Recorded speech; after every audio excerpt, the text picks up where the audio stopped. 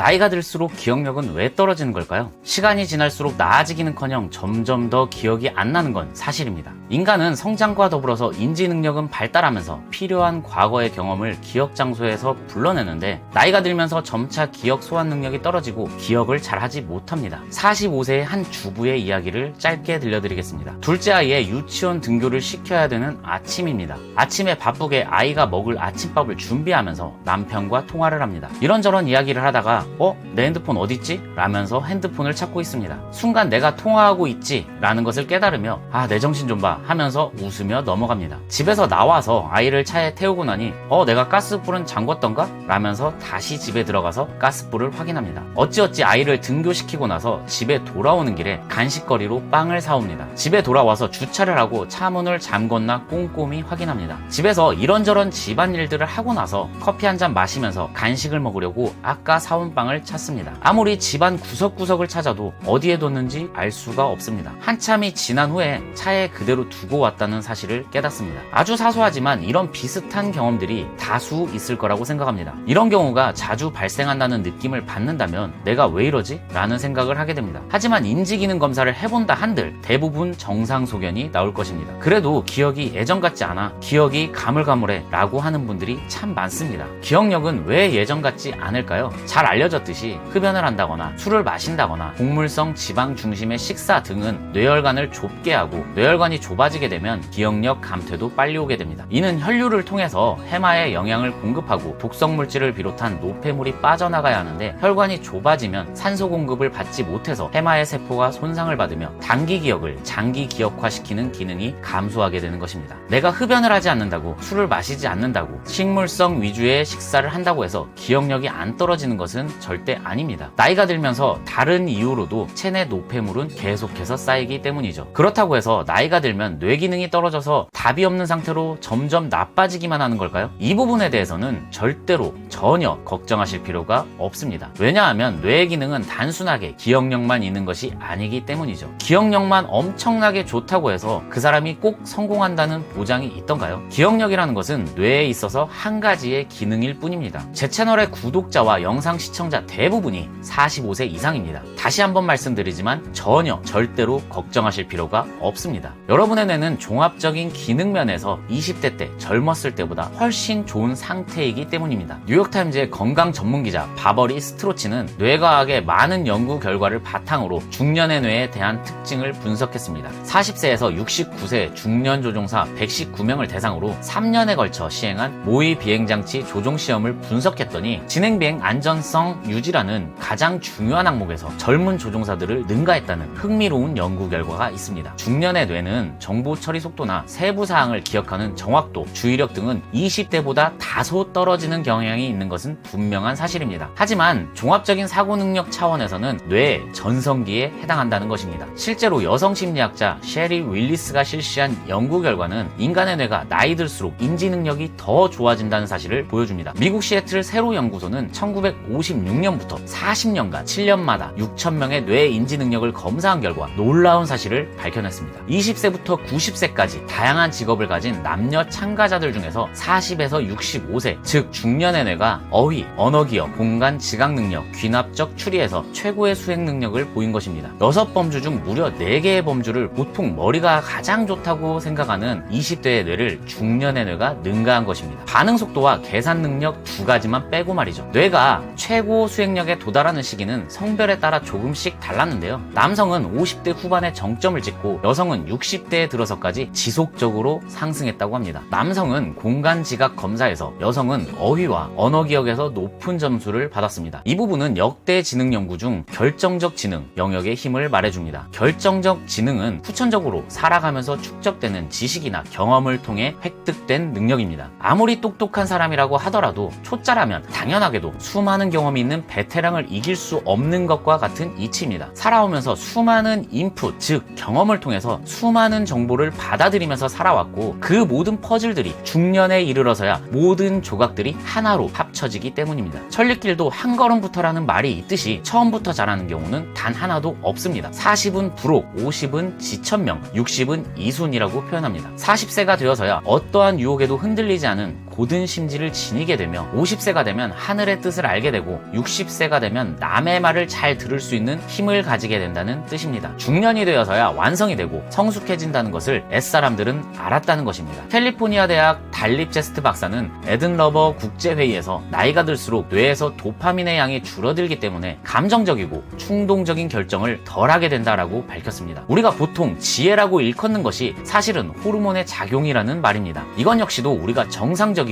제대로 된 판단을 하기 위해서는 꼭 필요한 부분입니다. 사춘기를 보통은 질풍노도의 시기라고 표현합니다. 단어 자체의 뜻은 무섭게 소용돌이치는 물결이라는 뜻인데요. 어릴 때는 감정이 그렇게 왔다 갔다 중심을 잡지 못한다는 뜻이기도 합니다. 그릿이라는 말을 들어보셨나요? 아주 유명한 베스트셀러 책 제목이기도 한 단어인데요. 성장, 회복력, 내재적 동기, 끈기의 앞글자를 따서 만든 단어로 미국의 심리학자인 앤젤라 더크워스가 개념화한 용어입니다. 자신이 중요하게 여기는 일을 끝까지 해내는 능력, 열정적 끈기를 이야기하는 것입니다. 더크워스 교수는 공립학교 수학교사였습니다. 막상 교사 일을 하다 보니 머리가 좋은 일부 학생들이 이상하게도 저조한 성적이 나오고 있으며 학업 성적이 높은 아이들 중 상당수가 머리가 나쁜 아이들이라는 것을 깨닫게 됩니다. 이 핵심 요소가 무엇인지 알아내기 위해서 장기 연구를 시작하는데 미국 육군사관학교 신입생 훈련 과정에서도 중도 탈락자와 최후 체류자를 연구하고 문제아들만 있는 학교에 배정된 초임교사들 중 교사 업무를 지속하는 이들과 거절당하는 게 일상인 영업직에서 좋은 실적을 내는 영업사원 등을 연구하면서 그 모든 성공의 한가운데 그릿이 있다는 사실을 알아냅니다. 더크워스 교수는 그릿 측정 검사지라는 것을 만들어냈는데 인터넷에 검색해보면 나오니 참고하시면 될 것 같습니다. 더크워스 교수에 따르면 나이가 들수록 그릿 점수는 높아진다고 합니다. 미국 성인 표본의 자료를 토대로 한 이 그래프를 본다면 가장 그릿이 높은 성인은 60대 이상이며 가장 낮은 성인은 20대임을 알 수 있습니다. 70대가 가장 그릿이 높은 이유는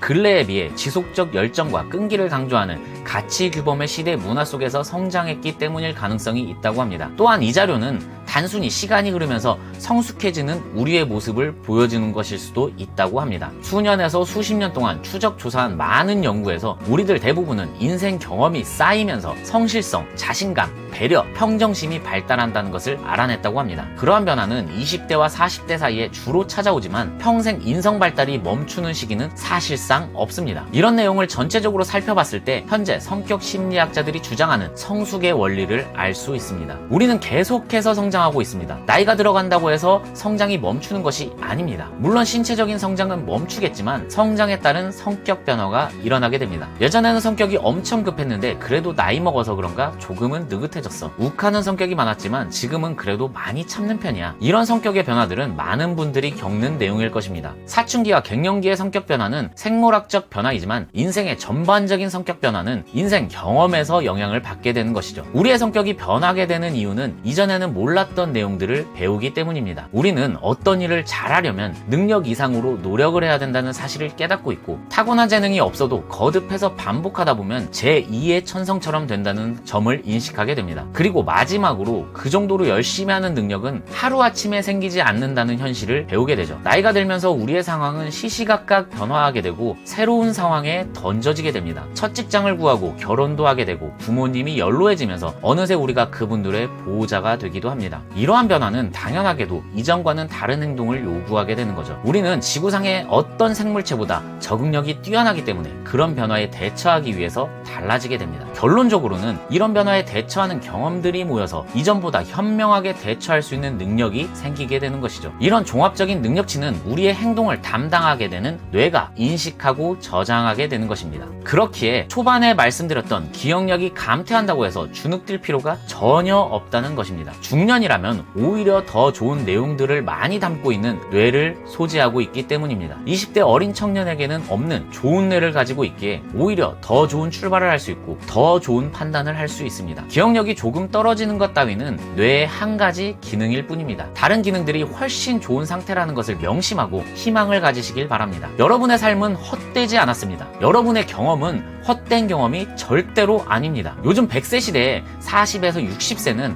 아직 중간밖에 지나지 않은 인생입니다. 인생 후반전을 훌륭하게 지내실 수 있는 분들에게 이 영상을 바칩니다. 사라지는 대로 살지 말자 채널에서는 여러분의 인생에 도움이 될 만한 책들을 주제로 다양한 영상들이 있습니다. 다른 영상들도 시청해주시고 구독, 좋아요, 댓글, 알림 설정까지 부탁드립니다. 오늘도 긴 영상 시청해주셔서 감사합니다.